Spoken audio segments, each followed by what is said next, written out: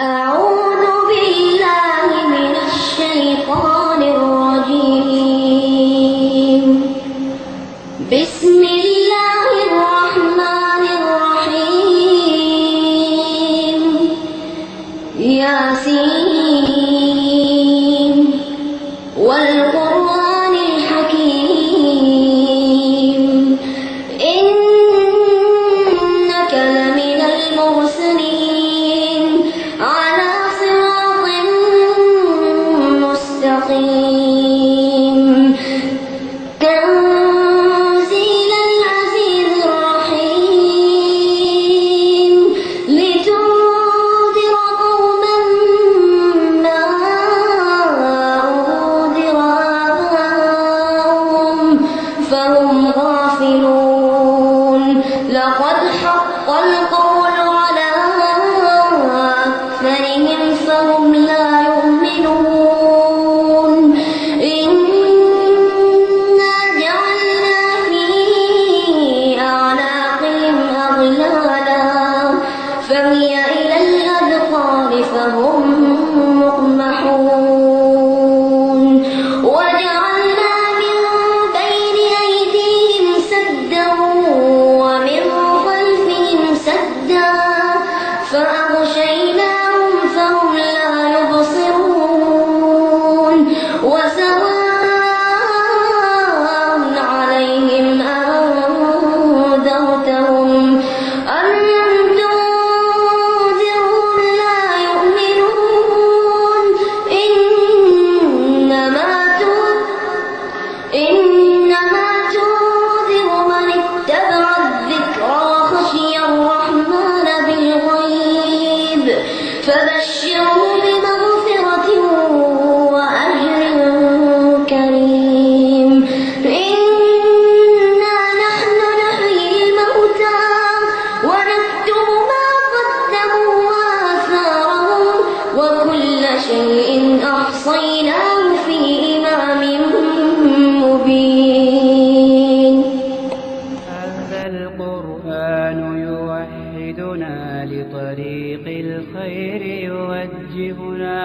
الله تعالى أنزله ورسول الله معلمنا. هذا القرآن يوحدنا لطريق الخير يوجهنا. الله تعالى أنزله ورسول الله معلمنا. هذا القرآن هو الهادي لأوائلنا وأواخرنا يدعو للعلم وللعمل لا شيء سواه يهذبنا. هذا القرآن هو الهادي لأوائلنا وأواخرنا يدعو للعلم وللعمل لا شيء سواه يهذبنا. كتاب الله يهذبنا. نعمل به كتاب.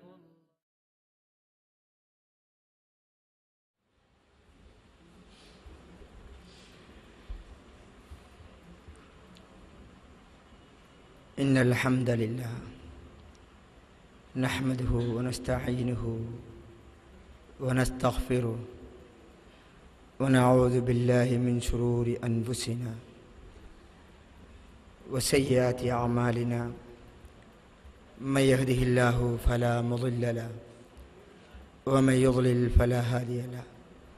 وأشهد أن لا إله إلا الله وحده لا شريك له وأشهد أن محمدًا عبده ورسوله. يا أيها الذين آمنوا اتقوا الله حق تقاته ولا تموتن إلا وأنتم مسلمون. يا أيها الذين آمنوا اتقوا الله وقولوا قولا سديدا يصلح لكم أعمالكم ويغفر لكم ذنوبكم ومن يطع الله ورسوله فقد فاز فوزا عظيما. يا أيها الذين آمنوا اتقوا الله ولتنظر نفس ما قدمت لغد واتقوا الله أما بعد فإن خير الحديث كتاب الله وخير الهدي هدي محمد صلى الله عليه وسلم وشر الأمور محدثاتها وكل محدثة بدعة وكل بدعة ضلالة وكل ضلالة في النار رب اشرح لي صدري ويسر لي أمري واحلل عقدة من لساني يفقهوا قولي. அன்பிற்குரிய எனது அருமை இஸ்லாமிய சகோதரர்களே, வீடுகளிலிருந்து இந்த நிகழ்ச்சியினை செய்மடுத்து கொண்டிருக்கக்கூடிய சகோதரிகளே, இஸ்லாம் மார்க்கத்தை அதன் தூய்மையான வடிவிலே விளங்கி அதன்படி செயலாற்றி இம்மையிலும் மறுமையிலும் நாம் வெற்றி பெற வேண்டும் என்ற ஒரே நோக்கத்திற்காக ஏற்பாடு செய்யப்பட்ட இந்த நிகழ்ச்சியிலே இந்த சந்தர்ப்பத்தில் இஸ்லாமும் இன்றைய இளைஞர்களும் என்ற தலைப்பில் பேசுமாறு என்னை வேண்டிக் கொண்டார்கள். இந்த தலைப்பு தரப்பட்ட நோக்கம், வாலிப சமுதாயம் ஒரு சமுதாயத்தின் முன்னேற்றத்திலும் ஒரு சமுதாயத்தினுடைய அழிவிலும் அடிப்படையாக இருக்கின்றது. ஒரு வாலிப சமுதாயத்தின் சீர்திருத்தம் அந்த சமூகத்தின் சீர்திருத்தம், வாலிப சமூகத்தின் அழிவு அந்த டோட்டல் சமுதாயமே அழிவதற்கு காரணமாக அமையும். எனவேதான் வாலிபத்தை சமகாலத்தில் இஸ்லாமியர்கள் எப்படி கழித்துக் கொள்கிறார்கள், எப்படி கழிக்க வேண்டும் என்ற ஒரு அறிவுரைக்காக இந்த தலைப்பு தரப்பட்டிருக்கிறது. வாலிப பருவம் என்றால் நாங்கள் பொதுவாக விளங்கிக் கொள்வது திருமணம் முடிப்பதற்கு முன்னுள்ள வயது, இவ்வாறு தான் எண்ணிக்கொண்டிருக்கிறோம். திருமணம் முடிப்பதற்கு முன் வாலிபம், அவர் 18 வயதில் திருமணம் செய்து 16 வயதில் பருவ வயது அடைந்து 18 வயதில் திருமணம் செய்துவிட்டால் வாலிப பருவம் முடிந்து விட்டது என்ற ஒரு எண்ணம் இருக்கிறது. அவ்வாறு இஸ்லாமிய கணிப்பு அல்ல. ஒருவனுடைய வாலிப பருவம் அது எத்தனை வயதில் முடிவடைகிறது என்பதில் இஸ்லாமிய அறிஞர்களுக்கிடையில் கருத்து வேறுபாடு இருக்கிறது. 30 வயதா, 33 வயதா அல்லது 40 வயதா என்ற கருத்து வேறுபாடு இருக்கின்றது. அதை பற்றிய ஆய்விலே 40 வயது வரை ஒரு வாலிப பருவமாகத்தான் நாம் நமது ஆய்வில் கண்டுகொள்கிறோம். அன்பிற்குரிய சகோதரர்களே, என்றாலும் பொதுவாக நாங்கள் வாலிபர்கள் என்று சொல்கின்ற போது திருமணம் முடிக்காதவர்களை சொல்லிக் கொள்கிறோம். ரசூலுல்லாஹி ஸல்லல்லாஹு அலைஹி வஸல்லம் அவர்களும்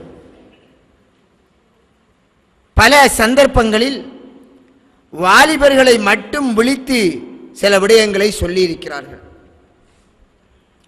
உதாரணமாக சொன்னார்கள், எந்த நிழலுமே இல்லாமல், அல்லாஹ்வுடைய நிழலை தவிர வேறு எந்த நிழலுமே இல்லாமல் இருக்கக்கூடிய மறுமை நாளையின் மஹ்ஷர் மைதானத்திலே அல்லாஹ் அவன் தன்னுடைய அரசின் நிழலிலே 7 பேருக்கு நிழல் கொடுப்பான்.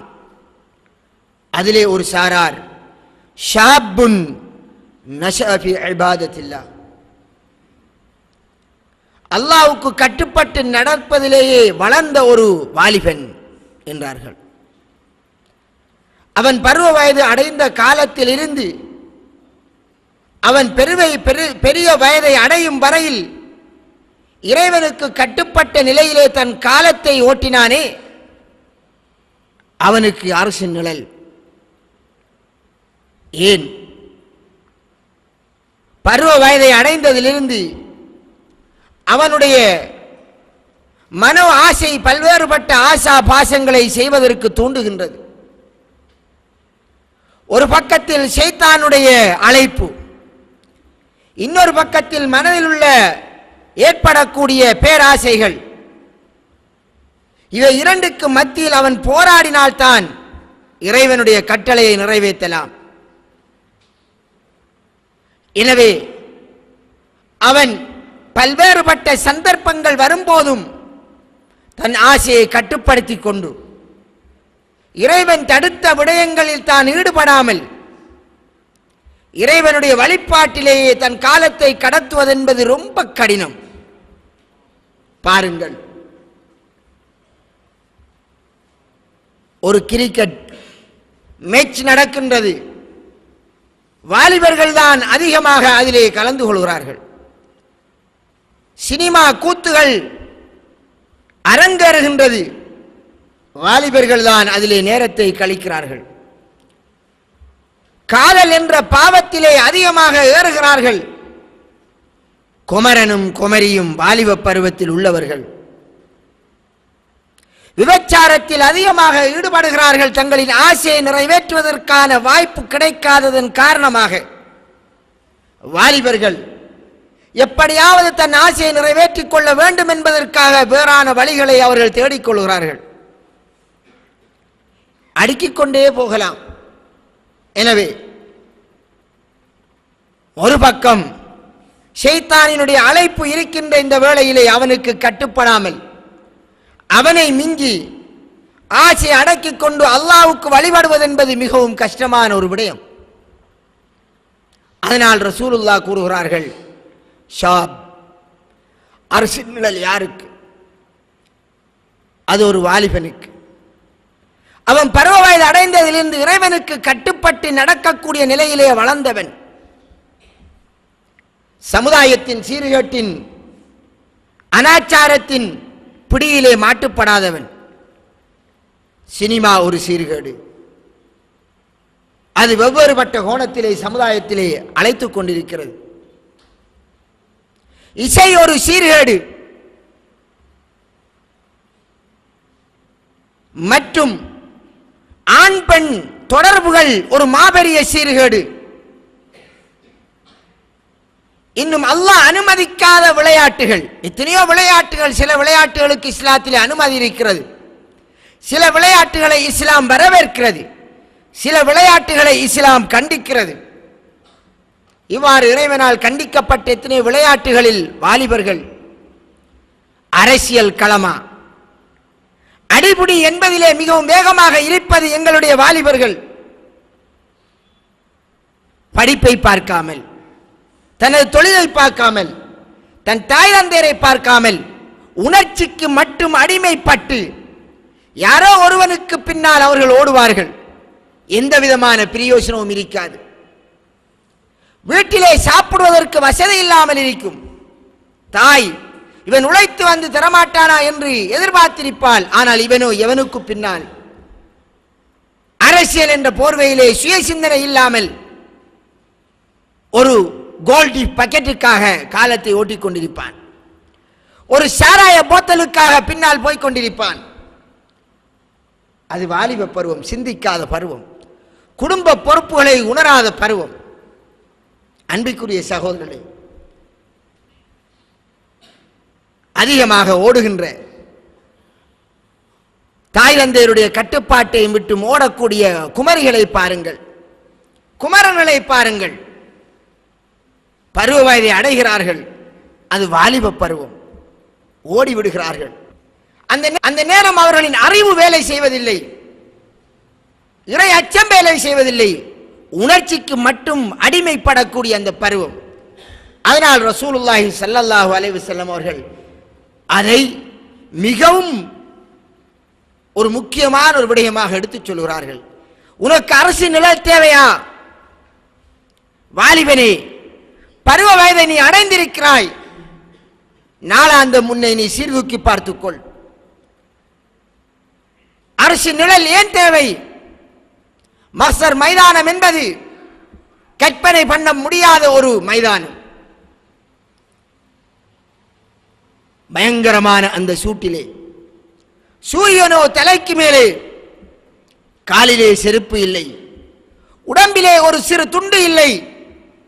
ஒவ்வொருவரும் எனக்கு என்னவாகுமோ என்று அங்கலாய்த்து ஓடித் திரிவான். அந்த வேளையிலே தாயை கண்டு மகனோடுவான், மகனை கண்டு தாயோடுவாள், அன்பு மனைவியை கண்டு அன்பான கணவனோடுவான்.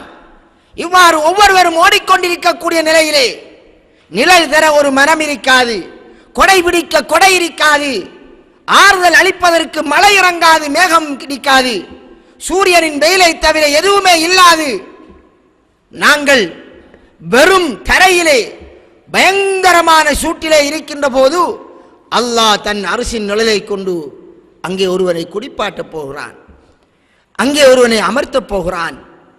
எத்தனை வருடம் அங்கே நிற்கப் போகிறான்? 1 வருடமா, 2 வருடமா, 1000 வருடமா? சில வசனங்கள் 50,000 வருடம் என்று சொல்கிறது. ஒரு மணித்தியாலம் கடுமையான சூட்டிலே போய் நாம் நிற்க மாட்டோம். ஒரு மணித்தியாலம் தாரோட்டிலே ஒரு 5 நிமிஷம் உச்சி வெயில் நேரத்திலே நாங்கள் நமது மெயின் ரோட்டுகளிலே போய் நிற்க மாட்டோம். மணல் நிலங்களிலே வெறுங்காலோடு நிற்க மாட்டோம். ஆனால் அங்கே வெறுங்காலோடு நிற்போம். அந்த வேளையில் இறைவன் நிழல் தருவான். யாருக்கு? இந்த வாலிபனுக்கு. எனவே அன்பிற்குரிய சகோதரர்களே, வாலிபத்தை கடந்தவர்கள் ஒரு சாரார் இருக்கிறோம். நடந்து முடிந்து விட்டது அவர்களுக்கு. இன்னொரு சாரார் நாங்கள் கடந்து கொண்டிருக்கிறோம். கடந்து சென்றவர்கள் நடந்து முடிந்த பிழைக்காக தௌபா செய்து இறைவனிடம் பாவ மன்னிப்பை பெற வேண்டும். கடந்து கொண்டு இருப்பவர்கள் அதை சரியாக நடைமுறைப்படுத்த வேண்டும். கடக்க இருப்பவர்கள், தொடங்க இருப்பவர்கள் சரியான முறையிலே வழிநடத்தப்பட வேண்டும். அப்போதுதான் ஒரு சமுதாயம் சீரிருந்தும். எனவேதான் அல்லாஹு தஆலாவும் திருக்குர்ஆனிலே சூரத்துல் கஹ்ஃப் என்ற ஒரு சூரத்தை இறக்குகிறான். அந்த கஹ்ஃப் என்றால் குகை. அந்த சூரத்தினுடைய அந்த கஹ்ஃப் என்ற அந்த பெயருக்குரிய காரணம் சில வாலிபர்களின் சம்பவம். நஹ்னு நகுஸ்ஸு அலைக அஹ்ஸனல் கஸஸ், மிக அழகான சரித்திரத்தை நாம் உனக்கு சொல்லி காட்டுகிறோம் என்று அல்லாஹு தஆலா அங்கே சில வாலிபர்களை பற்றி சொல்கிறான். சில வாலிபர்கள் அல்லாஹ்வை உண்மைக்குண்மையாக விசுவாசம் கொண்டார்கள். சில வாலிபர்கள்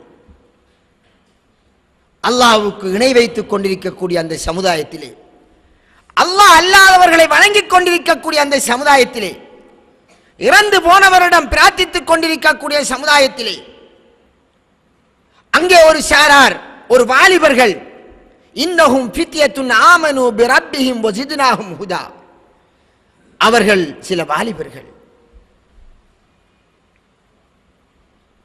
அவர்கள் தங்களுடைய ரப்பை சரியாக விசுவாசித்தார்கள்.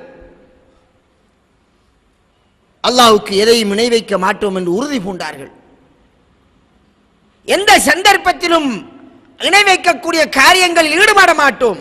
அது குறி பார்ப்பதோ, சாத்திரம் பார்ப்பதோ, கழுத்திலேயோ கையிலேயோ தாயத்து கட்டுவதோ, அல்லது இறந்து போனவரிடமோ நல்லடியாரிடமோ அல்லது சிலைகளிடமோ உதவி கேட்பதோ, இது போன்ற இணை வைக்கக்கூடிய காரியங்களில் ஈடுபட மாட்டோம் என்று இறைவனை உண்மைக்குண்மையாக விசுவாசித்தார்கள். அதனால் அவர்களுக்கு ஊரிலே பாரிய எதிர்ப்பு வந்தது. ஏன்? முன்வந்த சமுதாயத்தினுடைய அமைப்பு என்னவென்றால், அந்தந்த சமுதாயங்களுடைய தலைவன் அந்தந்த சமுதாயத்தின் கடவுளாக மதிக்கப்பட்டான், அல்லது கடவுளுடைய ஸ்தானத்திற்கு அந்த சமுதாயத்தின் மதகுருமார்கள் ஆக்கப்பட்டார்கள். இந்த வேளையில் ஒரே ஒரு அல்லாஹ்வை மட்டும் வணங்க வேண்டும் என்ற ஒரு கொள்கையிலே வருகின்ற போது அந்த சமுதாயத்தினரால் முழுமையாக நசுக்கப்படுவார்கள். அதே நிலை இவர்களுக்கு ஏற்பட்டது. அதனால் என்ன செய்தார்கள்? முடிவெடுத்தார்கள், நாம் ஈமானோடே மரணித்து விட வேண்டும். சொத்தை இழப்போம், ஊரை இழப்போம், எங்களுடைய அனைத்து இன்பங்களையும் இழப்போம். நாங்கள் இதே கொள்கையிலே உறுதியாக இருந்து அதிலேயே மௌத்தாகுவோம் என்ற நிலையிலே உறுதி பூண்டார்கள். ஊரிலே அவர்களுக்கு பயங்கர எதிர்ப்பு வந்தது. ஊரோடு ஒத்துப்போவதா அல்லது தான் கொண்ட கொள்கையிலே உறுதியாக இருந்து அதிலேயே மடிந்து விடுவதா? முடிவெடுத்தார்கள். எக்காரணம் கொண்டும் ஊருக்கேற்ப மாறுவதில்லை. கொள்கையிலே நிலையாக இருந்தார்கள். ஊரை விட்டு வெளியிறங்கினார்கள். அவர்களுக்கு தங்க வேண்டி ஏற்பட்ட போது ஒரு குகையிலே தங்கினார்கள். அல்லாஹு தஆலா 300 வருடத்துக்கு மேல் அவர்களை தூக்கத்தில் போட்டான். நீங்கள் வரலாறை தர்ஜுமத்துல் குர்ஆனை எடுத்து பார்த்துக் கொள்ளுங்கள். பின்னர் அவர்களை உயிர்ப்பித்தான். இது சரித்திரம் தெரியும். ஏன் அல்லாஹ் இந்த சம்பவத்தை சொல்ல வேண்டும்? நபிமார்களின் சம்பவம் சொல்லப்படுகிறது படிப்பினைக்காக. சில வாலிபர்கள் பெயர் கூட கூறவில்லை, பெயர் கூட இறைவன் கூறாமல் சில வாலிபர்கள் கொள்கையிலே உறுதியாக இருந்தார்கள். ஊரலகத்திற்கேற்ப வேஷம் போடவில்லை. உள்ளொன்று வைத்து வெளியிலே ஒன்று நடக்கிற மாதிரி இல்லை. அவ்வாறு இல்லாமல் அவர்கள் கொள்கையிலே உறுதி பூண்டிருந்ததால் கொள்கைக்காக வெளியிறங்கினார்கள்.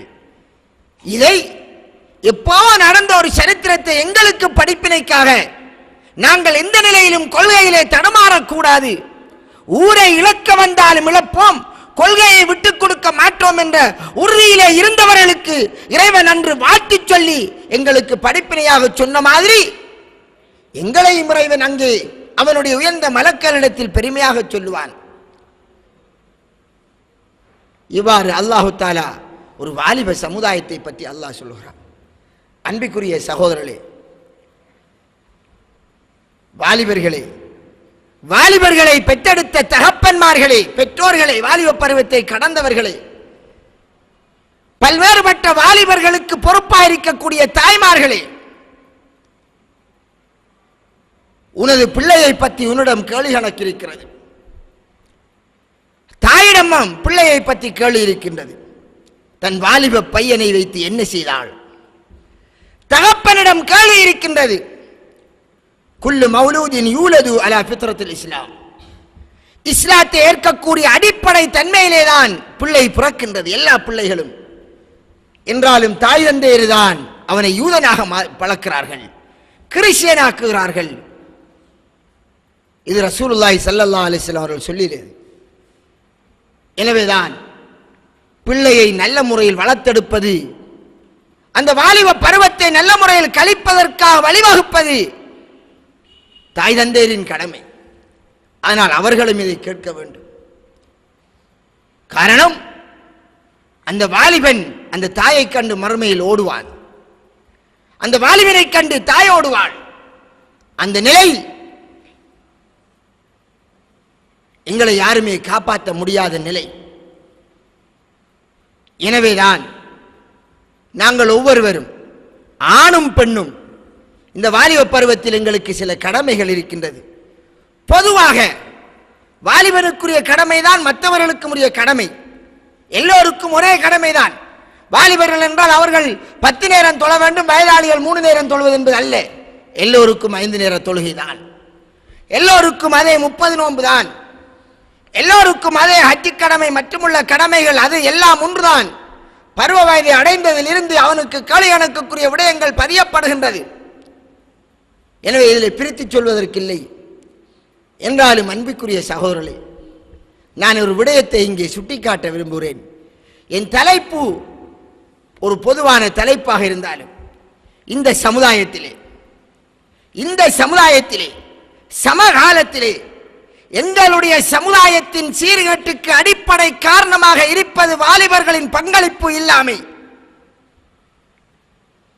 பொருளாதார சீர்கேட்டுக்கும் சமூக சீர்கேட்டுக்கும் அடிப்படை காரணமாக இருப்பது வாலிபர்கள் ஈமான் இஸ்லாத்தை அப்படியே இழந்து விடுகிறார்கள். எந்த விடயத்தை தெரியுமா? அதை ரசூலுல்லாஹ் சொன்னார்கள். அதை சுட்டிக்காட்டும் முகமாக, யா மாஷர ஷபாப், ஏ வாலிபர்களே, அழகாக கூப்பிடுகிறார்கள். அன்பு நபி ஸல்லல்லாஹு அலைஹி வஸல்லம், உங்களின் தலைவர், நாம் நமது தலைவர் என்று எவராவது அரசியல்வாதிகள் வந்தால் அவர்களுக்கு பின்னால் அடிபிடித்து ஓடுவோம், இரவு பால் பார்க்காமல் போவோம். எங்களின் உயிரை விடவும் மேன்மையாக மதிக்கக்கூடிய அன்பு நபி ஸல்லல்லாஹு அலைஹி வஸல்லம் எங்களின் உண்மையான தலைவர், எங்களின் வழிகாட்டி. நாங்கள் அவரை நேசிப்பது கடமை, அவரை போன்று வாழ்வது கடமை, அவர் கொண்டு வந்த கொள்கைக்காக உயிரை கொடுப்பது கடமை. உங்களின் தலைவர் உங்களை விழிக்கிறார், ஏ வாலிப சமூகமே, உங்களிலே யார் திருமணம் முடிப்பதற்கு சக்தி பெற்றாரோ அவர் திருமணம் செய்யட்டும். அதற்கு உங்களிலே யாருக்கு வசதி பெறவில்லையோ அவர் நோன்பு பிடித்து தன்னை அடக்கிக் கொள்ளட்டும். அதுதான் அவருடைய மானத்தை பாதுகாப்பதற்கு வழி. இது ரசூலுல்லாஹி ஸல்லல்லாஹு அலைஹி வஸல்லம் அவர்களின் கட்டளை. ஏ குமரிகளே என்று ரசூலுல்லாஹ் கூப்பிடவில்லை, ஏ குமரி பெண்களே என்று கூப்பிடவில்லை, ஏ குமரன்களே ஆண்களை நோக்கி விழிக்கப்பட்டது. அது முக்கிய பருவம். ரசூலுல்லாஹ் சொல்லுகிறார், ரசூலுல்லாஹ்வின் கட்டளை அல் குர்ஆனையும் அல் ஹதீஸையும் பின்பற்ற வேண்டும் என்றால் அல்லாஹ்வுடைய மார்க்கத்தில் சொல்லப்பட்ட அனைத்தையும் பின்பற்ற வேண்டும். யூதர்களை போன்று மனதுக்கு பிடித்த சிலதை எடுத்து மனதுக்கு பிடிக்காத அல்லது செயற்படுத்துவதற்கு கஷ்டமாக இருக்கக்கூடிய சிலதை விட்டுவிடக் கூடாது. உலகத்திலே மாபெரிய கொடுமை நடக்கக்கூடிய ஒரு பிரதேசம், உலகத்திலே இந்த முழு உலகத்திலேயும் 600 கோடி மக்கள் வாழக்கூடிய இந்த உலகத்திலே மாபெரிய கொடுமை நடக்கக்கூடிய ஒரு பிரதேசம் கிழக்கு மாகாணம். இஸ்லாமிய கண்ணோட்டத்திலே, மனிதநேயத்தின் கண்ணோட்டத்திலே எந்த ஒரு மனித நேயம் கொண்டவனும் அதை நியாயமாக காண மாட்டான். அவ்வளவு பெரிய அநியாயம் நடக்கக்கூடியது எங்கே? நமது கிழக்கு மாகாணத்தில். 2 வகையான அநியாயம். ஒன்று மனிதநேயத்துக்கு மாற்றமான அநியாயம், இரண்டாவது இஸ்லாத்துக்கு எதிராக முஸ்லிம் வாலிபர்கள் செய்கின்ற அநியாயம். ரசூலுல்லாஹ்வுடைய கட்டளை அப்படியே தூக்கி எறிந்து விடுகிறார்கள். அந்த ரசூலுல்லாஹ்வை பின்பற்றுவதில் ஒரு சில விடயத்தில் மட்டும் ஆக்கிக் கொண்டார்கள். முஹம்மது நபிகளார் எதற்காக வந்தார்? தொழுகையை மட்டும் சொல்லித்தரவா? தொழுகை பற்றிய சட்டம் இறங்குகிறது ரசூலுல்லாஹி ஸல்லல்லாஹு அலைஹி வஸல்லம் அவர்களுக்கு நபி பட்டம் கிடைத்து 11வது வருடத்தில்.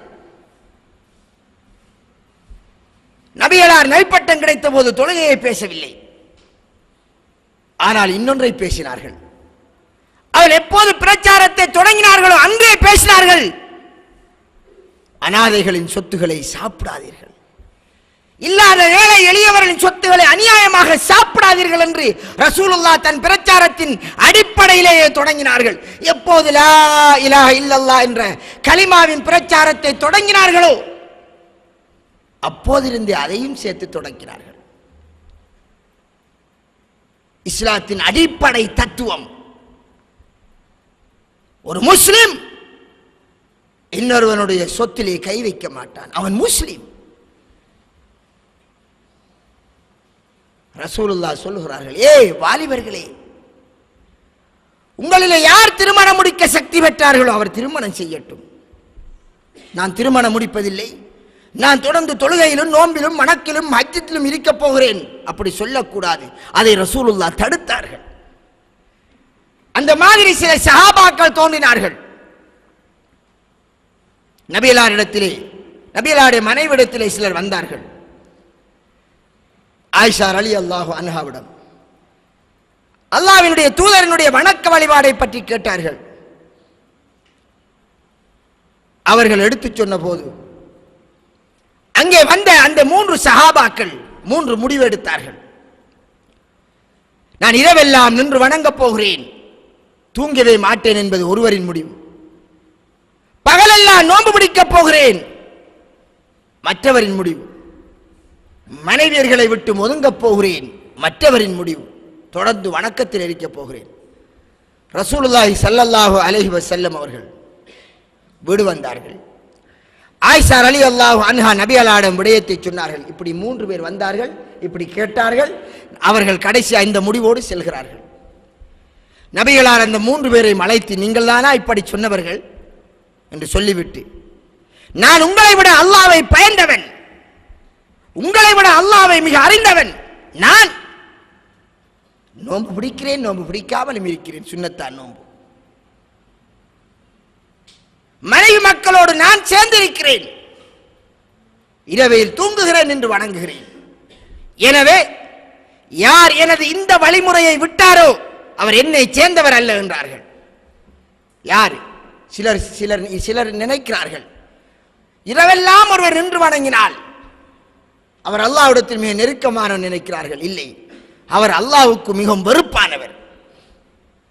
நான் சொல்லவில்லை, எங்களுக்கு மார்க்கத்தை போதித்த அருமை ரசூலுல்லாஹ் சொன்னார்கள், அவன் என்னுடைய வழிமுறை விட்டும் அப்பாற்பட்டவன். இரவெல்லாம் முழுமையாக நின்று வணங்குவது முஹம்மது நபிகளாருக்கு மாற்றமான வழிமுறை. காலமெல்லாம் நோன்பு பிடிக்கிறான் ஒருவன், குற்றவாளி. மனைவி மக்களிடம் சேராமல் தாடி ஒரு பக்கம் வளர்த்துக்கொண்டு, நகம் ஒரு பக்கம் வளர்த்துக்கொண்டு, தவசிகளாக காலமெல்லாம் அல்லாஹ்வுடைய திக்ரிலே திளைத்திருந்தால் அவன் ஒரு குற்றவாளி. அது முஹம்மது நபிகளார் போதித்த மார்க்கம் அல்ல. ஆனால் ரசூலுல்லாஹ் சொல்கிறார்கள், இந்த என்னுடைய வழிமுறை, திருமணம் முடிப்பது எனது வழிமுறை. வசதி இருந்தால் முடிக்க வேண்டும், முடிப்பதில்லை என்று அவன் வணக்கத்தில் திளைத்தால் அவன் என்னை சார்ந்தவன் அல்ல, அவர் வேறு மனம். அதனால் இறைவனை நெருங்க முடியாது. எனவே ரசூலுல்லாஹ் என்ன சொல்கிறார்கள்? வாலிபர்களே, உங்களிலே யாருக்கு திருமணம் முடிக்க வசதி இருக்கிறதோ, அன்பிற்குரிய சகோதரர்களே, இந்த ஹதீஸை சொல்லுகின்ற போது எங்களுடைய வாலிபர்களின் நெஞ்சங்களிலே ஏன் படுகுதில்லை? அதன் யதார்த்தம் படுகுதில்லை, அது போய் சேருகின்ற இடத்தை சேருவதில்லை. யாருக்கு அந்த வசதி வாய்ப்பு வரவில்லையோ அவர் நோன்பு பிடித்துக் கொள்ளட்டும். ரசூலுல்லாஹ் சொல்லி இருக்கலாம், வசதி வாய்ப்புள்ள பெண்ணுள்ள இடத்தை பாருங்கள் என்று சொல்லி இருக்கலாமே. கடனுக்காவது காசு கேட்டு கல்யாணம் முடியுங்கள் என்று சொல்லி இருக்கலாமே. ஏன் சொல்லவில்லை? அதற்கு இஸ்லாத்திலே, இஸ்லாமிய திருமணத்திலே, இஸ்லாமிய குடும்ப வாழ்க்கை என்கின்ற அந்த தொடக்கத்திலே பெண் தரப்புக்கு 5% சல்லியும் தேவை கிடையாது. பெண்ணுக்கு 5% தேவையும் கிடையாது. அதுதான் இஸ்லாம் காட்டிய ஒரு குடும்ப வாழ்க்கையின் ஆரம்பம். இஸ்லாத்துக்கு முந்திய ஒரு ஜாஹிலியத், அறியாமை காலம் என்கிறோம், மடமை காலம் என்கிறோம். அவர்கள் அறியாமல் செய்தார்கள், அவர்கள் அறிவியினர்கள், நாங்கள் அறிந்து செய்கிறோம். மடையர்கள், முட்டாள்கள், நாங்கள் தானே சொல்கிறோம். அவர்கள் அறியாமை காலத்தவர்கள், மடமை காலம் என்கிறோம். ஏன்? அவர்களுக்கு சரியான முறையில் வழிநடத்தப்படவில்லை. அதனால் பெண் பிள்ளை பிறந்து விட்டது கேவலமாக கருதினார்கள், அவளை நசுக்கினார்கள். அது காலம் ஓடியது. ரசூலுல்லாஹி ஸல்லல்லாஹு அலைஹி வஸல்லம் அழகான ஒரு இஸ்லாம் மார்க்கத்தை கொண்டு வந்தார்கள். இருந்த அந்த மடமை காலத்தில் இருந்த அந்த இருளிலே இருந்த சமுதாயத்திற்கு இஸ்லாம் எனும் பிரகாசத்தை கொண்டு வந்தார்கள். கத் ஜாஅக்கும் மிர் ரப்பிக்கும் நூரும், உங்களுடைய ரப்பிடம் இருந்து ஒளி வந்திருக்கிறது, ஒளி பிரகாசம். தொழுகையிலே ஓதப்பட்டது குர்ஆன் வசனம். இப்போது ஓதப்பட்ட சூரத், அதிலே அல்லாஹ் தன்னுடைய நேர்வழியை நூர் பிரகாசம் என்று சொல்கிறான். நூறுன் அலா நூர், ஒளிக்கு மேல் ஒளி. அவ்வளவு அழகான பிரகாசம். இருளிலே இருந்த சமுதாயத்துக்கு வழிகாட்டியது அந்த முஹம்மது நபிகளார் காட்டிய இஸ்லாம். அது எதிரே? அடிமைத்தனத்திலே, பெண் வதையிலே, பெண்ணை பெற்றவர்கள் கேவலமாக கருதப்படுவதிலே. அது அந்த காலத்தில் ஒரு பிரதானமான அம்சம். அவ்வாறாக நசிக்கப்பட்ட சமுதாயத்திலிருந்து பெண்ணை பெற்றவர்களுக்கும் பெண்ணுக்கும் ஒரு உயர் அந்தஸ்தை கொடுத்தது இஸ்லாம். அவள் எடுப்பு விடப்பட்டாள், உயர்த்தப்பட்டாள், பரக்கத்து ஊட்டிலே வந்துவிட்டது என்று சொல்லப்பட்டது. அதனால் என்ன சொல்கிறார்கள் ரசூலுல்லாஹ்? ஒரு அனாதை பெண் உனக்கு கிடைக்கிறது, அதை நீ பராமரித்தால், அவளுக்கு திருமணம் முடித்து கொடுக்கும் வரை பராமரித்தால், யார் ஒருவன் அவ்வாறு பராமரிக்கிறானோ அவனும் நானும் சொர்க்கத்திலே இப்படி இருப்போம் என்று ரசூலுல்லாஹ் தன் 2 விரலை சேர்த்து காட்டினார்கள். நபிகளாரின் அருகாமையில் இருக்க சோட்டையா, ஆசையா? இல்லாத ஒரு பெண்ணை தகுதியான ஒருவனுக்கு திருமணம் முடித்து கொடுக்கும் வரை எடுத்து வளர்ப்பது. இதற்கு மாற்றமாக ஒரு பெண்ணை சித்திரவதை செய்து அவள் உழைக்காதது அல்லது அவள் உழைத்தது, அவளுடைய மச்சான் உழைத்தது, காக்கா உழைத்தது, குடும்பத்தை உழைத்தது எல்லாம் அவளை வைத்து பறித்தால் அவர் நபியும் சொர்க்கத்தில் எப்படி இருப்பார்? அவர் எங்கே, நபி எங்கே? நரகமும் அவரும் இப்படி இருப்பார்கள் அல்லவா?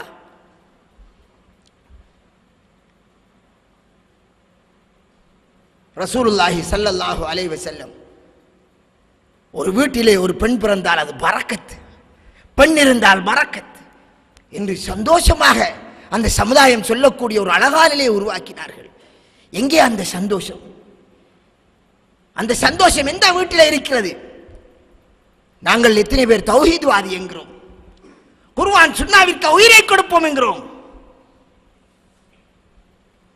ஏன் பொய் கூறுகிறீர்கள்? ஏன் பொய் கூறுகிறோம்? உயிரை கொடுப்போம் என்கிறோம். இன்று எத்தனையோ சகோதரர்கள், இங்கே பொதுமக்கள் இருக்கலாம், வேறு விடயம். அன்பிற்குரிய சகோதரர்களே, இஸ்லாம் கொண்டு வந்த மார்க்கம் சாந்தி. அந்த முழுமையான இஸ்லாத்தை பின்பற்றுகிற போது அந்த நபரிலே, அவர் உள்ள அந்த சமுதாயத்திலே சாந்தி மிளிர வேண்டும். அது ஒரு சமாதானமான மார்க்கம். அந்த சமாதானம் எங்கிருந்து உருவாவது? இஸ்லாத்தை பின்பற்றுகின்ற போது அவனிலிருந்து வெளியாகும். அது பிரகாசத்தை கொடுக்கும், மக்களுக்கு கொடுக்கும், சமுதாயத்திற்கு கொடுக்கும். இன்று எத்தனை சகோதரர்கள், வாலிபர்கள் உங்களிலே வெளிநாடுகளில் நின்று கஷ்டப்படுகிறார்கள். எதற்காக தெரியுமா? கஷ்டப்பட்டு ஒரு வீடு கட்டி ஒரு பெண்ணை கல்யாணம் முடித்து அவளுக்கு வாழ்வளிப்பதற்காகவா? இல்லை. எதற்காக? வீட்டில் உள்ள தன்னோடு உடன் பிறந்த சகோதரியை காப்பாற்றுவதற்காக. பெண் கூட பிறந்தது, அது அவன் மீது, தலையின் மீது சுமத்தப்பட்ட மாபெரிய பாரம், மாபெரிய பாரம். அந்த பாரத்தின் ஹெவி என்ன? சில ஊர்களில் 1 கோடி ரூபாய், 75 லட்சம், 5 மில்லியன், 50 லட்சம் ரூபாய் நீ உழைத்தாத்தான் உனக்கு விடுதலை என்ற மாபெரிய விலங்கு கயிறு வாலிபர்களுடைய கழுத்திலே, வாலிபர்களுடைய கையிலே போடப்பட்டு அவன் ஜெயிலிலே போடப்பட்டிருக்கிறான். ஜெயிலிலே 5 வருடம் கடும் காவலிலே போடுவார்கள். அவன் கடும் கஷ்டமாக அடாவடித்தனம் காட்டுவன் என்றால் சங்கிலியோடு போட்டு அவனை ஜெயிலிலே போடுவார்கள். தப்பியோடக்கூடாது. கண்ணால் காண முடியாத சங்கிலி வேலி, சங்கிலி மாச் அவனிலே போடப்பட்டிருக்கிறது. யாருக்கு? யாருக்கு? பெண்ணோடு பிறந்த அந்த வாலிபனுக்கு. இது எவ்வளவு பெரிய கொடுமை! அவன் 10 வருஷம் என்று உழைப்பான். அவனுடைய ஆசைகள் பொங்கி நிற்கின்றது. தான் எத்தனையோ குமரிகளை காண்பான், அனுபவிக்க முடியவில்லை, தன் ஆசையை தீர்க்க முடியவில்லை. ஒரு அழகான பெண்ணை, தனக்கு மார்க்கம் சொல்லக்கூடிய, தன்னோட இஸ்லாமிய குடும்ப வாழ்க்கை நடத்தக்கூடிய ஒரு பெண்ணை திருமணம் முடிக்க ஆசைப்படுகிறான், முடிக்க முடியவில்லை. கற்பனை தான் பண்ண முடிகிறது. ஆனால் என்ன செய்கிறான்? வேறு வழி இல்லை, தப்பான வழிகளிலே ரகசியமாக போகின்றான். எனக்கு எப்போது இந்த கனி கிடைக்கப் போகிறது ஏங்கி தவிக்கிறான். எத்தனை வருடம்? சில வாலிபர்கள் 15, 20 வருடம் சவுதியிலே மற்றும் நாடுகளிலே அவர்கள் தான் ஒரு கனியை எதிர்பார்த்து தவிக்கிறார்கள். அதை அடைய முடியாது. காரணம், கையிலே மாபெரிய விலங்கு. அதை அவுப்பதென்றால் அவன் 80 லட்சம் உழைத்தாக வேண்டும். இங்கே உழைத்தவர்கள் இருப்பீர்கள். இதைவிட கொடுமை எந்த சமுதாயத்திலாவது இவ்வாறான கொடுமை இருந்திருக்கிறதா? ஜாஹிலியா காலத்தில் இவ்வாறு கொடுமை இருந்ததா? பெண்ணை பிறந்ததால் அவர்களுக்கு இவ்வாறு ஒரு கேவலம் இருக்கவில்லை. ஒரு வாலிப சமுதாயத்தின் மீது இவ்வளவு பெரிய மாபெரிய கொடுமை, ஒரு பாரம் சுமத்தாட்டப்படவில்லை. அங்கே நடந்த கொடுமை என்ன தெரியுமா? அந்த பெண்ணுக்கு எந்த சொத்தும் கொடுப்பது கிடையாது. பெண்ணுக்கு, நான் இறந்தால் எனக்கு ஒரு மனைவி, 2 பெண் பிள்ளை, ஒரு ஆண் பிள்ளை என்றால் என் மனைவிக்கு 5% கொடுக்கப்படாது. என் சொத்திலே என் பிள்ளைகளுக்கு கொடுக்கப்படாது. என் சொத்துகள் அனைத்தையும் ஆண் பிள்ளையே எடுத்துக்கொள்வான். பெண் பிறந்து விட்டால் அவர்கள் அதை ஒரு கேவலமாக கருதினார்கள். திருமணம் முடித்துக் கொடுப்பது பெரிய கஷ்டம் என்று அங்கே ஒரு பிரச்சனை இருக்கவில்லை. அவளை வாழ வைப்பதற்காக பல கோடி உழைக்க வேண்டும் என்ற இந்த காலத்து மாபெரிய கொடுமை, அநியாயம், அக்கிரமம் அந்த காலத்தில் இருக்கவில்லை. மாறாக அவளை விரும்பியவர்கள் அனுபவிப்பார்கள். 10 பேர் வந்து அவளோடு சந்தோஷமா இருந்து விட்டு போவார்கள். அவள் யாரை சாய்ஸ் பண்ணுவாளோ அவர் கணவனாக இருந்துட்டு போவார். ஒரு பெண்ணுக்கு மதிப்பில்லாத காலமாக இருந்தது. ஆனால் இன்று பெண்ணுள்ளவர்கள் மாபெரிய விலங்கு போடப்பட்டவர்கள், கொடுமைக்கு ஆளாக்கப்பட்டவர்கள், சித்திரவதைகளுக்கு ஆளாக்கப்பட்டவர்கள், ஜெயில் வாழ்க்கைக்கு ஆளாக்கப்பட்டவர்கள். அவர்கள் ஜெயிலிலே போய் அனுபவிக்க தேவையில்லை. மன நிம்மதியோடு 2-3 பெண் பிள்ளைகளை பெற்றுவிட்ட தகப்பன் எத்தனை பேர் தூங்குகிறான்? அவன் ஒவ்வொரு நாளும் தூங்குகின்ற போது அவனுடைய எண்ணத்திலே நமது பிள்ளையின் காரியம் எப்போது முடியப் போகிறது, எப்போது முடியப் போகிறது, எப்போது முடியப் போகிறது ஏங்கி தவிக்கிறான், ஏங்கி தவிக்கிறான். நிம்மதியே கிடையாது.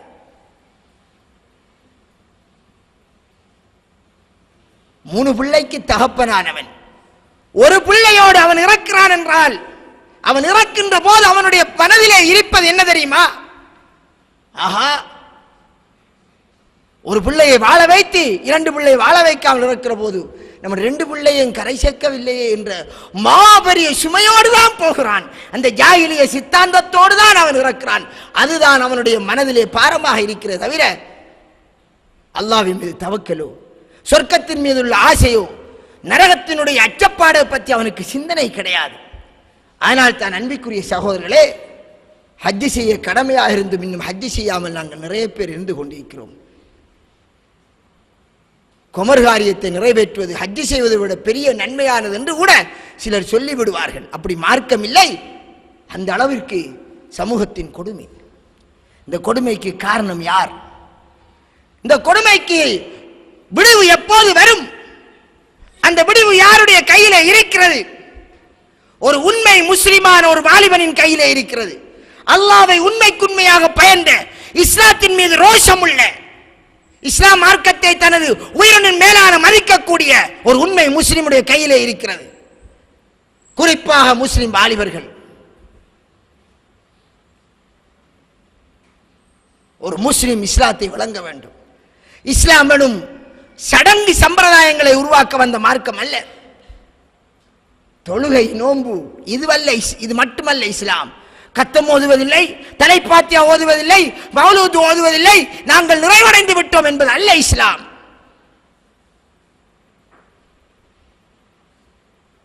ஒரு இஸ்லாமிய சமூகத்தை பார்க்க வேண்டும் என்றால், குர்ஆன் சுன்னாவுடைய ஒரு பார்க்க வேண்டும் என்றால் உலகத்தில் எங்கே போய் பார்ப்பது? உலகத்தில் எங்கே போய் பார்ப்பது? சிலர் சொல்வார்கள்,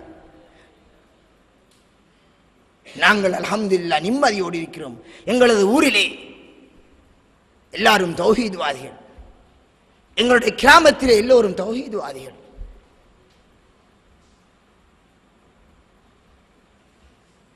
அன்பிற்குரிய சகோதரர்களே, தௌஹீத் ஒரு கொள்கை. இறைவனை இணை வைக்க கூடாது என்ற அடிப்படை தத்துவத்தை ஏற்றுக்கொண்டவர்கள். அந்த கொள்கையை ஏற்றுக்கொண்டால் நிச்சயமாக அவன் என்ற ஒரு நாள் சொர்க்கம் போவான். அவன் பாவம் செய்திருந்தால் அதற்கு தண்டனை அனுபவித்து தான் போவான். அது என்ன பாவம்? அநியாயம், அக்கிரமங்கள், கொடுமைகளை செய்திருந்தான்.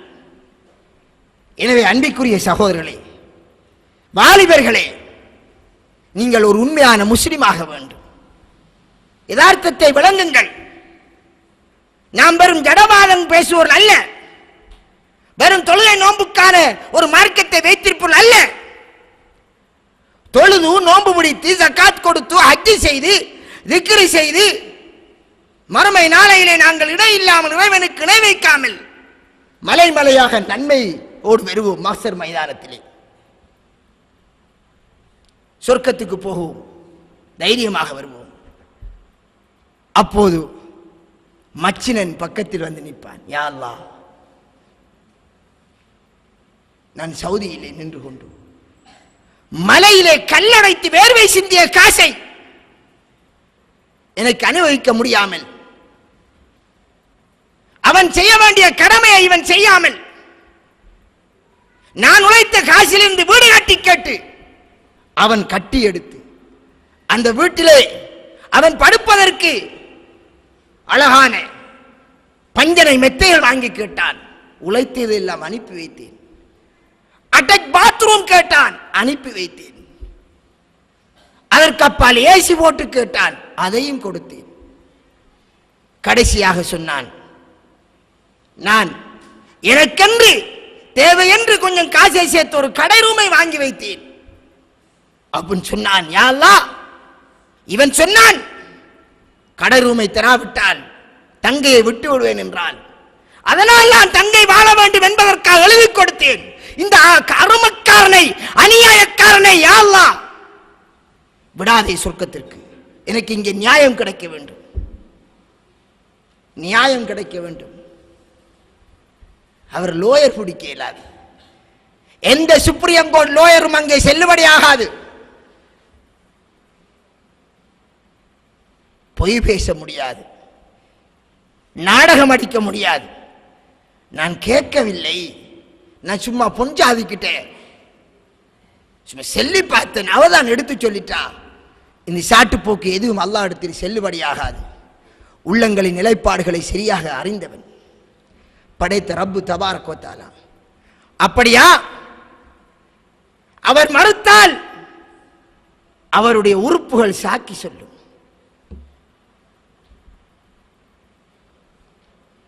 அவருடைய கால்கள் சாக்கி சொல்லும், கைகள் பேசும், கை பேசும். இப்ப இரும்பு துண்டு பேசலையா? என்னையெல்லாம் பேசுகிறது, சிடி பேசுகிறது, என்னையெல்லாம் பேசுகிறது. எதிலே எல்லாம் மனிதன் ரெக்கார்ட் பண்ணி வைக்கிறான். ஒரு சீடியிலே ஒரு சீடியுடைய எத்தனை களங்கள் இருக்கிறது, இந்த கையிலே எத்தனை களங்கள் இருக்கிறது. ஒருவனுடைய லைஃபை ஒரு சீடியிலே அப்படியே வரையலாம். 70 வருடம் செய்ததை அப்படியே எழுதி முடிச்சிடலாம். அப்படித்தான் இப்ப ஆராய்ச்சி நடக்கிறது. இந்த கையிலே சுப்ஹானல்லாஹ் எவ்வளவு எழுதலாம். நம்முடைய மெமரி மூளையிலே. அல்லாஹு அக்பர். இறைவன் துறந்துடுவான், அது பேசும்.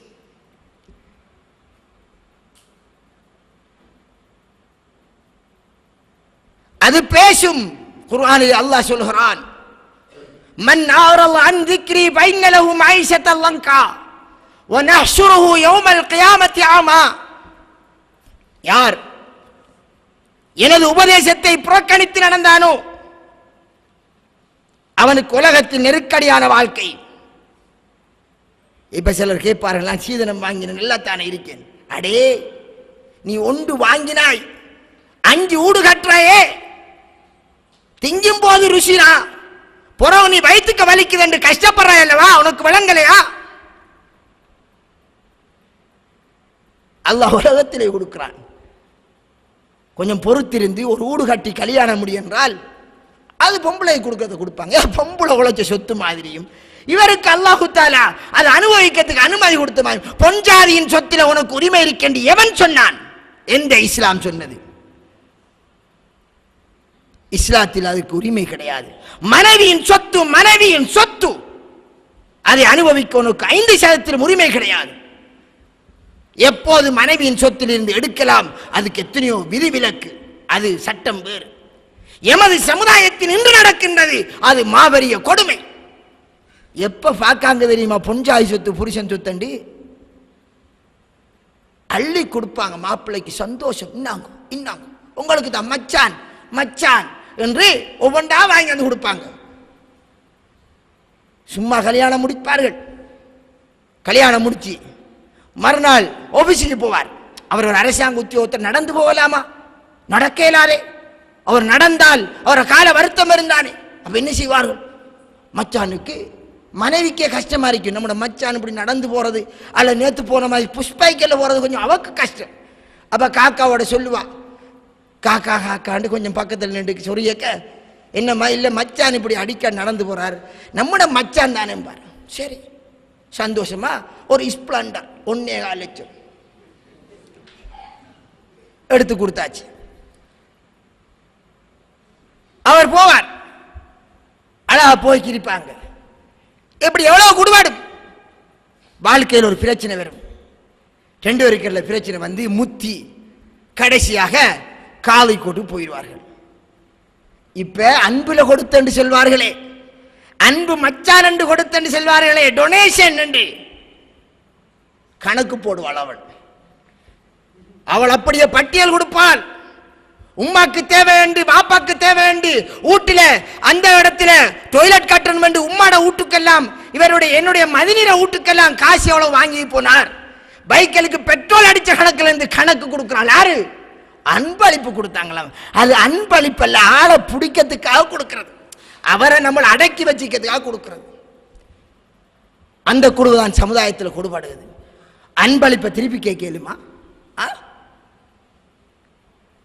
இதே சைட் அவர்கள் நாங்கள் அன்பளிப்பு கொடுத்தோம்பாங்க. நம் மனைவிக்கு ஒரு 10 பவுன் நகை வாங்கி போட்டேன். அப்படியா?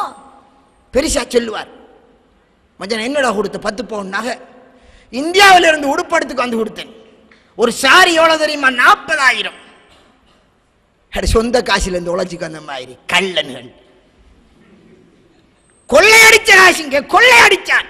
மச்சினன் அங்க கஷ்டப்படுறான், 10 லட்சம் வேணும் என்றான். அவன் வேர்வை சிந்துறான், படாத பாடுபடுகிறான். வெளிநாட்டுக்கு சென்றவர்களுக்கு தெரியும் அங்கே படுகின்ற பாடு. ஒரு பக்கத்தில் பெண்ணாக அவள் இருந்தாள், அந்த வெளிநாடு சென்றவள். அவள் செத்தாள். எந்த ஒரு மனித நேயம் கொண்ட எவராலும் அதை ஜீரணிக்க முடியாது.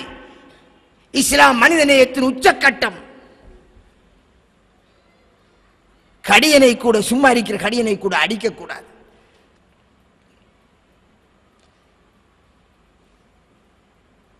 வாசல வர நாய்க்கு சும்மா கல்லறிய கூடாது. மறுமையில வந்து மக்சர் மைதானத்தில் நிற்கும்.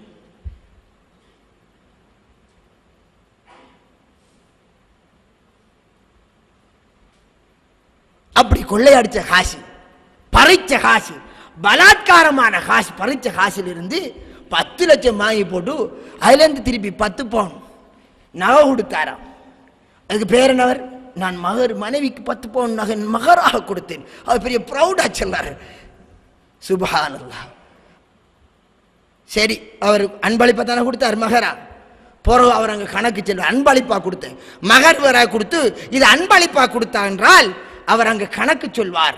எங்க காலைக்கோட்டுக்கு பிரச்சனை வந்தது அல்லவா, நோனா அவரை வைப் ஒரு லிஸ்ட் போட்டா அல்லவா, அப்ப இவர் ஒரு போடுவார். இவங்க தந்த காசு ஏன்னா கோட்ல சொல்லிடுவான், சீதன காசை நான் ரிட்டர்ன் பண்ணு சொல்லிடுவான். அது அன்பளிப்பில். அன்பளிப்பை திருப்பி கேட்கலாமாங்க? கேட்கலாது. அப்ப என்னது? அடமானம். இவரை நம்மள்கிட்ட வச்சிக்கிறதுக்கு அடமானமா கொடுத்தது. இவர் எப்ப போறாரோ அப்ப பிடிப்பேன். வெக்கம், கேவலம். நம்மளை நாம விற்கும். நம்முடைய பெருமதி எவ்வளவு? உன்னுடைய ஒரு கிட்னியோட பெருமதி எவ்வளவுடா? உன்னுடைய கிட்னி ஒன்ற பெருமதி எவ்வளவு? ஒரு 5 லட்சம், 5,000.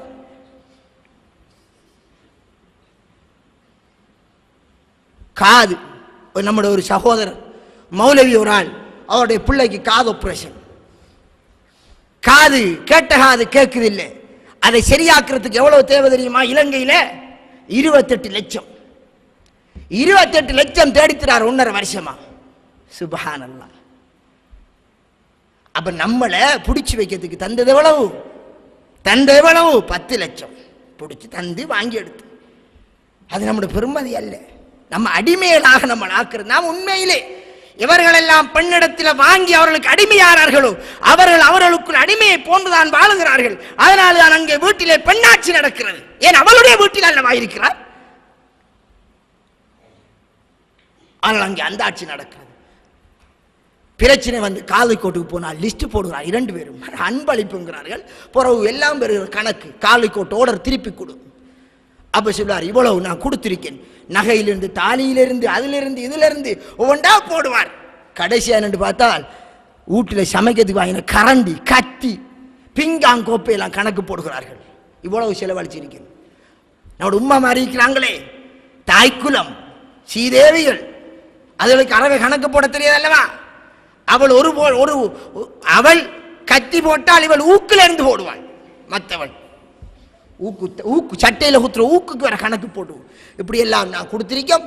அதனால எந்த பிள்ளை தங்க பிள்ளை, அவள் தான் நாசமானவள் என்று அவிய சொல்ல, இந்த தரப்பு சொல்வார்கள் எங்களோட பிள்ளை என்னது தங்க பவுன், இவன் தான் வந்து கரல் கட்டி இரும்பு கொல்லண்ட கம்மாலையில் தூக்கறிய வேண்டிய இரும்பு. இந்த நாயை முடிச்சுத்தால் நாங்கள் இவ்வளோ லொஸ்ட் ஆயிட்டோம், எங்களோட வாழ்க்கை பாலா போய்த்து இவ்வளவு தாங்க. நாங்களே எங்களை நினைச்சு சிரிக்கும் கண்டீர்தானே.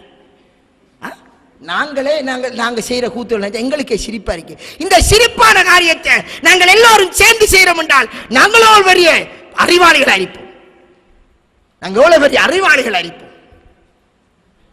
சுப்ஹானல்லாஹ். இதில் ஆகப்பெரிய அறிவாளிகள் யாரு தெரியுமா? இது போன்ற காரியங்களை அல் ஃபாத்தியாண்டு நடத்தி வைக்கிற ஹசரத்துமார்கள். சுப்ஹான், இந்த காரியங்களுக்கு அல் ஃபாத்தியா. சுப்ஹானல்லாஹ். கொள்ளை அடிக்கிறதுக்கு ஒரு ஃபாத்தியா ஓதுறையில் அஸ்தக்ஃபிருல்லாஹ் அஸ்தக்ஃபிருல்லாஹ். என்னண்டு செல்லுங்க, இது என்னத்தில் சேர்க்கிறேன் நான். ஏன் இவ்வளவு விரிச்சி பேசுறேன் என்றால் நீங்கள் சிந்திக்க வேண்டும் என்பதற்காக. இதில் யாரையும் தாக்குறது நோக்கம் அல்ல. நாங்கள் சிந்திக்க வேண்டும். வாலிபர்கள் கட்டாயம் சிந்திக்க வேண்டும். உணர்ச்சிகளுக்கு அடிமைப்படுகிறவர்கள் இஸ்லாத்தினுடைய யதார்த்தத்தை வழங்குங்கள். இஸ்லாம் விடிவை கொடுத்தது, ஒரு சமூக எழுச்சிக்கு வழிகாட்டியது. பெண்ணை பற்றிவள் நிம்மதி அறிக்க வேண்டும். நீ பெண்ணோடு பிறந்தாய், உன் சகோதரியை பற்றி நீ சிந்திக்க தேவையில்லை. அவளுக்கு உழைக்க வேண்டும், அவளுக்கு வீடு கட்ட வேண்டும், இல்லை, உனக்கு தேவையில்லை அந்த சிந்தனை. ஒரு வீட்டிலே இஸ்லாமிய குடும்பம் என்றால், எனது குடும்பம் ஒரு இஸ்லாமிய குடும்பம் என்றால், என்னோடு உடன் பிறந்த சகோதரியை பற்றி நான் கவலைப்படவே தேவையில்லை. ஒரு விடயத்தில் கவலைப்படுவேன், அவளை மார்க்கத்தோடு வளர்த்தெடுப்பதில் நான் சிரத்தை எடுப்பேன். அவ்வளவுதான் கடமை. அதற்கு பொருளாதார செலவா இல்லை. அவளை இன்னொருவரிடம் ஒப்படைக்கும் வரை அவளுக்கு நாளாந்தம் கொடுக்க வேண்டிய உணவும் உடையும், அப்பப்போது தேவை ஏற்படக்கூடிய அவசர தேவை. ஊடை பற்றி சிந்திக்கவே மாட்டேன். ஏன்? பெண்ணை பெற்றவர்கள் தன் பிள்ளைக்கென்று வீடு கட்டுவதை பற்றி அவர்கள் சிந்திக்க தேவையில்லை. அது இஸ்லாத்தின் அடிப்படை. இஸ்லாம் மட்டுமல்ல, உலகத்தின் அனைத்து மதங்களின் அடிப்படை. எந்த மார்க்கத்திலும் கிடையாது. வாலிபன் தான் சிந்திக்க வேண்டும். ஆனால் யாரை சிந்திக்க வைக்கிறார்கள்?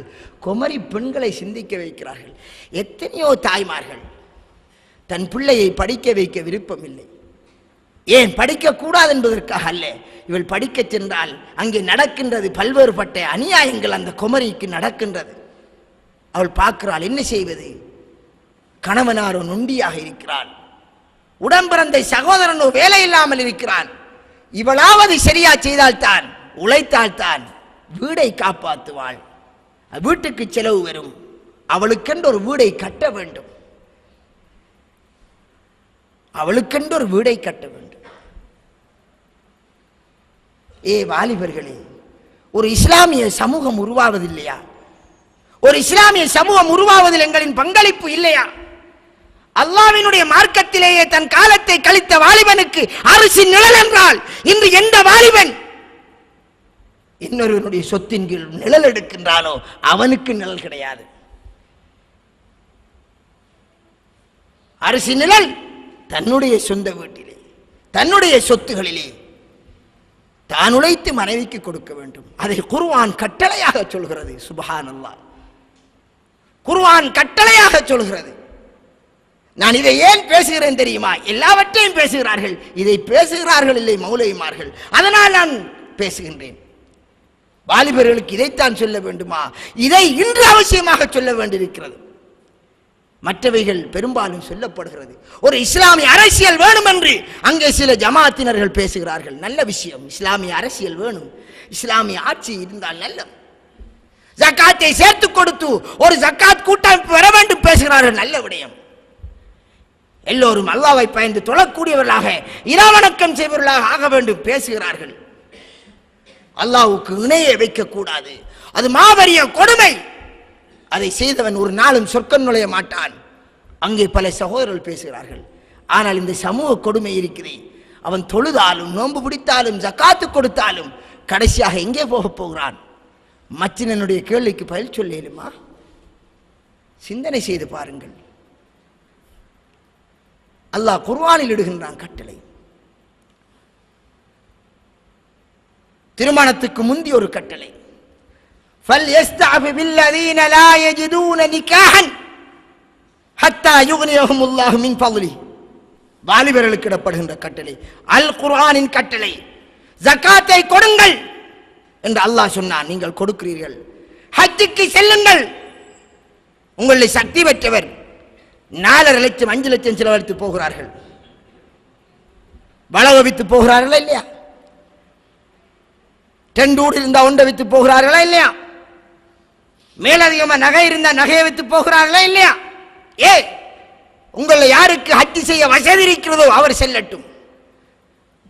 அதே மாதிரி தான் உங்களை யாருக்கு வசதி வருகிறதோ அவர் திருமணம் செய்யட்டும். அல்லாஹ்வின் கட்டளை. யாருக்கு வசதி வரவில்லையோ அல்லாஹ் வசதி வாய்ப்பை தரும் வரை அவர்கள் தங்களை அடக்கிக் கொண்டிருக்கட்டும். அல்லாஹ் வசதி வாய்ப்பை தரும் வரை. சூரத்து நூர் அல்லாஹ்வின் கட்டளை. இந்த குர்ஆன் வசனத்தின்படி எத்தனை பேர் அமல் செய்ய இருக்கிறீர்கள்? கையெழுத்தி காட்டுங்க. அப்போ வசதி வாய்ப்பை அல்லாஹ் எனக்கு நான் உழைத்ததில் இந்த தரும் வரை நான் என்னை கட்டுப்படுத்திக் கொண்டிருப்பேன், இறைவனின் கட்டளைக்கு கட்டுப்படுவேன் என்று சொல்லக்கூடிய உண்மை முஸ்லிம் கையெழுத்துங்கள் பார்ப்போம். திருமணம் முடிக்காதவர்கள் உயர்த்த தயங்குகிறீர்களா?